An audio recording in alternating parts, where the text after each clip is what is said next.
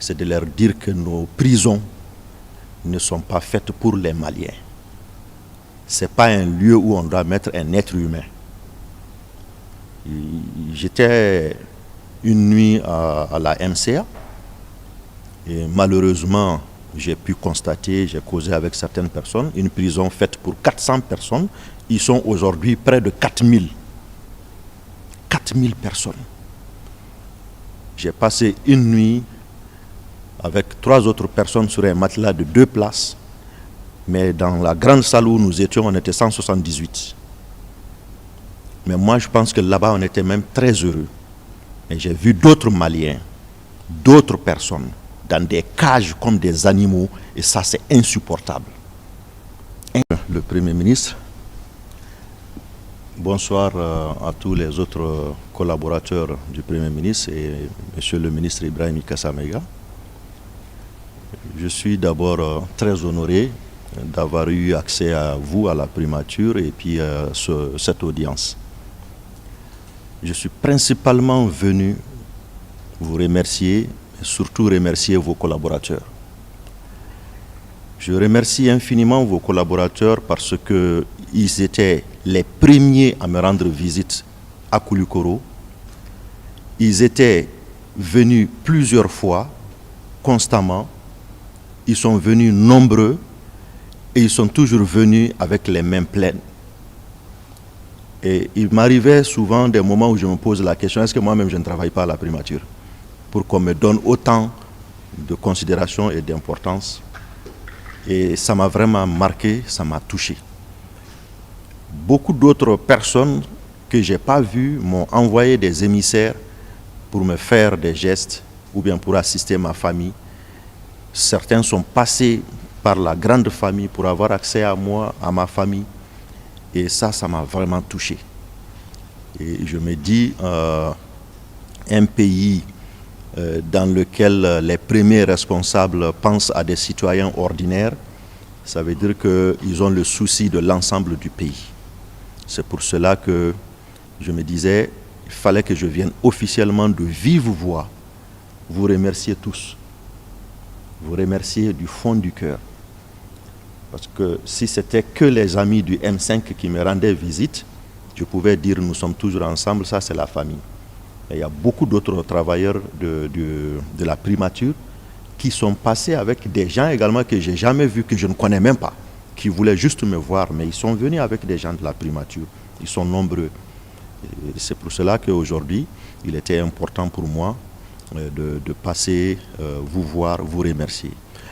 Monsieur le Premier ministre, je ne peux pas vous dire merci parce que c'est un peu faible le mot, parce que vos collaborateurs vous ont emboîté le pas et je ne suis pas tellement à l'aise de dire devant vous combien de fois j'ai beaucoup aimé l'assistance que vous avez apportée à ma personne, à ma famille et à mes proches d'ailleurs.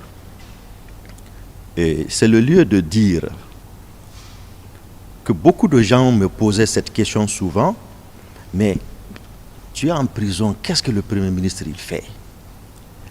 J'ai répondu à plusieurs personnes en disant, à sa place, je ferais exactement ce qu'il est en train de faire. Parce que le M5 a demandé un changement de système du Mali par la refondation de l'État.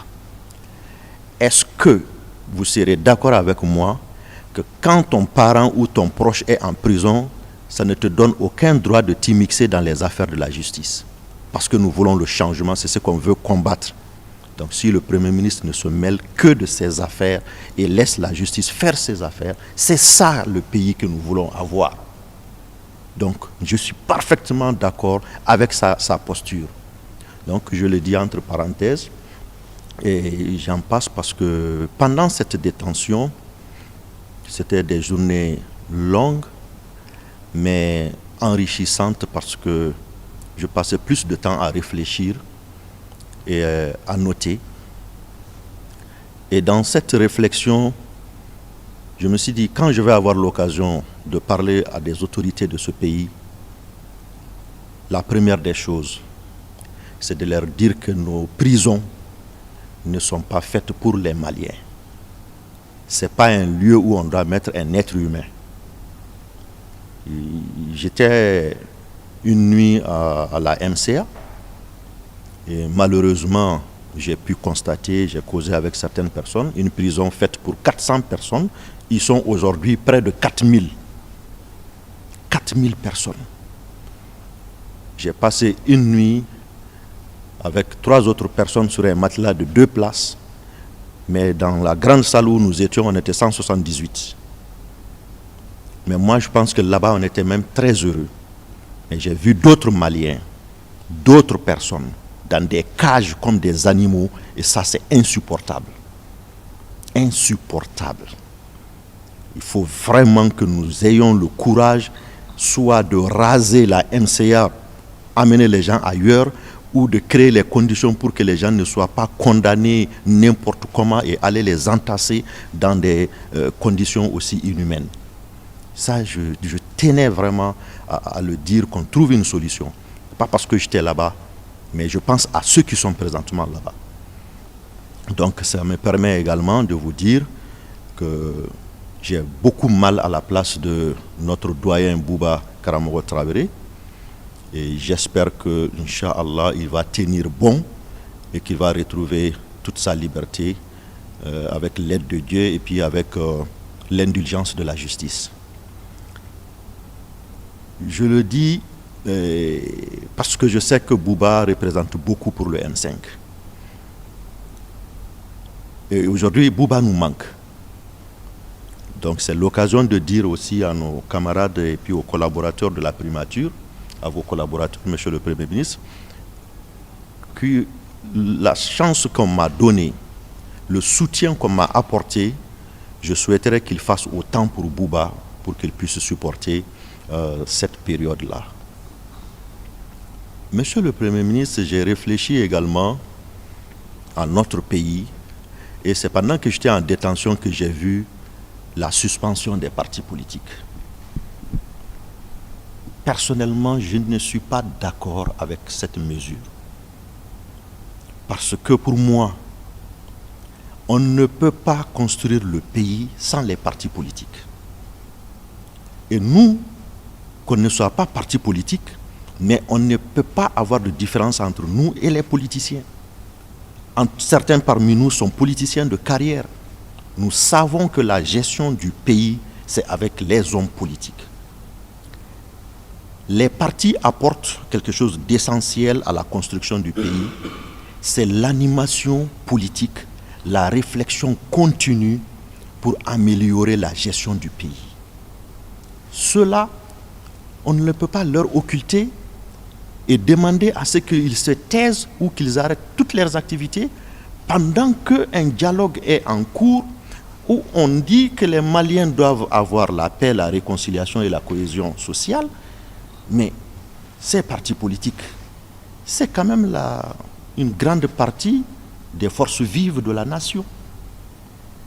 Comment ils peuvent apporter leur contribution à ce dialogue, sachant bien qu'on a suspendu leurs activités? Comment ils vont voir leur base, discuter avec leur base, faire remonter les propositions et les solutions de leur base pour améliorer le dialogue, les résolutions qui seront prises au niveau du dialogue? Ça veut dire tout simplement, on les a dit, vous n'êtes pas Maliens, ou bien taisez-vous, ne vous mêlez pas des affaires du Mali jusqu'à ce que les Maliens finissent de discuter. J'ai trouvé que la mesure était inopportune. Inopportune. Il aurait fallu qu'on leur dise, venez discuter, mais après cette discussion, on sera obligé de suspendre les activités temporairement et donner des raisons valables. J'ai vu également que certains politiciens ont été arrêtés. Je prie le bon Dieu qu'on trouve un bon consensus pour pouvoir libérer même ceux qui sont arrêtés, pour que nous puissions parler politique et que tous les politiciens se donnent la main pour reconstruire le pays.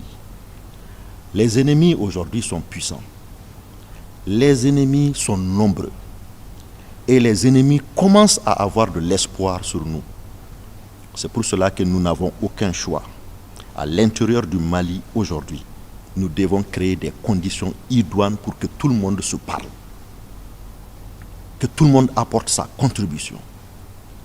Je pense que le M5 au départ, c'était ça notre vision. Quand nous allons venir aux affaires, personne ne sera écarté.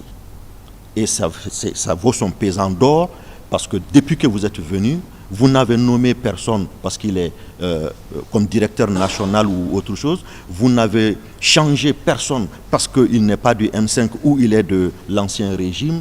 C'est à votre honneur, mais c'était ça la vision du M5. Nous devons reprendre le taureau par les cornes et faire de telle sorte que les Maliens se parlent sincèrement. La suspension a été levée, Dieu merci. Et aujourd'hui, moi, je propose que les partis politiques soient appelés et avoir un programme avec eux pour discuter de l'avenir de ce pays, surtout concernant les élections à venir. Il ne faut pas leur imposer ça, il ne faut pas que ça soit un semblant de rencontre juste pour perdre du temps. Non, ça c'est leur rôle, c'est leur jeu. Nous avions un sérieux problème, monsieur le Premier ministre.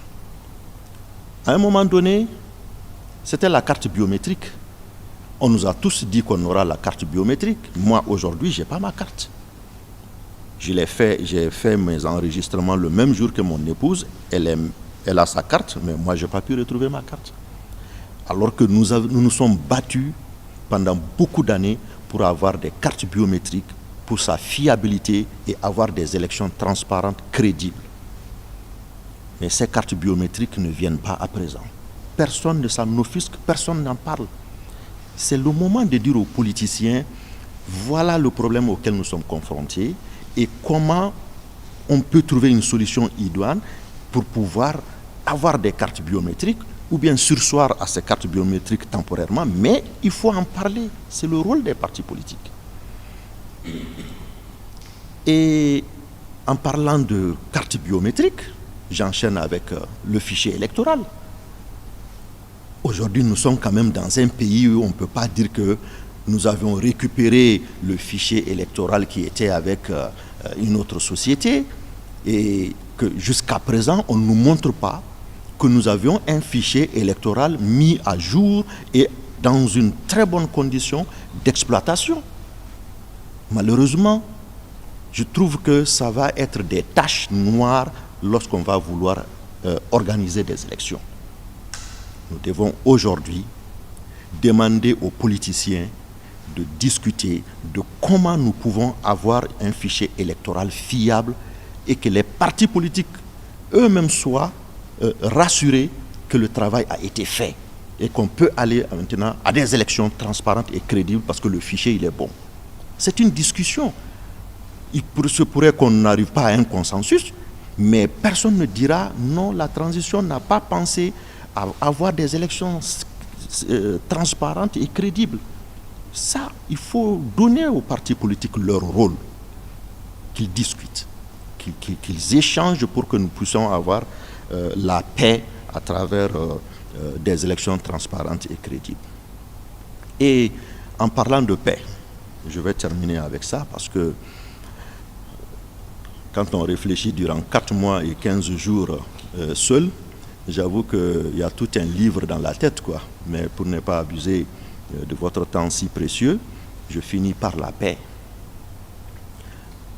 J'étais parmi les acteurs pour rédiger les termes de référence du dialogue intermalien. Et j'avoue qu'après, je n'ai pas compris ce qui en est sorti. Je n'ai pas du tout compris. Et ça m'a amené à dire que nous devons faire attention dans ce pays. Il y a des b.a.-ba, il y a des choses aussi simples que nous sommes en train de compliquer qui fait qu'on ne trouvera jamais les bonnes solutions dans notre pays. Il y avait quelque chose de très simple qui est la concertation. Même dans la transition, au début, il y avait une très grande concertation entre les différentes autorités de la transition. J'ai l'impression que cette concertation n'est plus. Et je le dis, nous sommes quand même des milliers de cadres et des milliers de personnes ont participé également à ces dialogues-là. Mais quelle est la vraie notion de la paix qui nous poussent à aller vers des résolutions kilométriques qui finalement sont rejetées. Ça veut dire tout simplement que l'objectif visé par le dialogue n'était pas clair ou que le dialogue a raté son objectif. Je le dis parce que je conçois que la paix pour moi, c'est d'abord un état d'épanouissement de l'être humain. Tu ne peux pas dire que tu vas amener la paix au Mali pendant que certains sont en train de perdre leur emploi à cause de l'EDM. Tu ne peux pas apporter la paix au centre du Mali aujourd'hui pendant que les gens continuent à se faire tuer et à abandonner complètement leur village. Tu ne peux pas dire que tu es en train de faire la paix alors que les cultures sont impossibles ou même quand tu récoltes, c'est impossible d'avoir la récolte. Tu ne peux pas parler de paix lorsque dans certains endroits il y a l'esclavage. Et tu ne peux pas parler de paix lorsque les gens n'ont pas espoir qu'ils peuvent aller se faire soigner tranquillement et dans des bonnes conditions, où ils peuvent aller faire des services au niveau de l'administration sans qu'on leur demande à payer quoi que ce soit parce qu'ils sont pauvres ou ceci, cela. C'est d'abord cet état d'esprit que nous devons cultiver. Ce n'est pas aller s'asseoir, dire dans un papier, la paix au Mali, c'est X, Y, Z. Ça n'apportera pas la paix. La paix, c'est le bien-être d'abord des citoyens maliens. Tant qu'on n'a pas ce souci, on n'aura jamais la paix. La cohésion sociale également dépend de ce facteur. C'est lorsque les gens sont dans un état d'esprit ouvert, épanoui, qui sont facilement accessibles et qu'ils peuvent se supporter mutuellement. Malheureusement, au lieu que nous nous déplaçons pour aller éteindre les foyers de tension à l'intérieur du pays, par exemple dans la région de Kayi où on parle d'esclavage, je pense qu'il fallait lever une mission, aller à Kayi, rencontrer les localités dans lesquelles ce genre de pratique se passe, comprendre quel est le phénomène, les conseiller et prendre une décision pour que cela ne se passe plus. Aller au centre, discuter sérieusement pour savoir pourquoi on n'arrive pas à instaurer la sécurité que nous voulons. Prendre à la source le ressenti des populations, prendre des mesures pour qu'il y ait la sécurité au centre. Quand on finira de prendre des dispositions réelles, concrètes, pour que les gens se sentent bien, qu'ils puissent s'épanouir, c'est en ce moment qu'on parle de la paix, qu'on peut faire une charte pour la paix et que ça marche. Mais dans des conditions comme ça, notre pays n'aura pas la paix, Monsieur le Premier ministre. On n'aura pas la paix parce qu'on n'a pas le cœur à la paix, parce qu'on cherche à manger, on cherche à survivre dans notre pays, on n'a pas la sécurité. Comment on peut avoir la paix?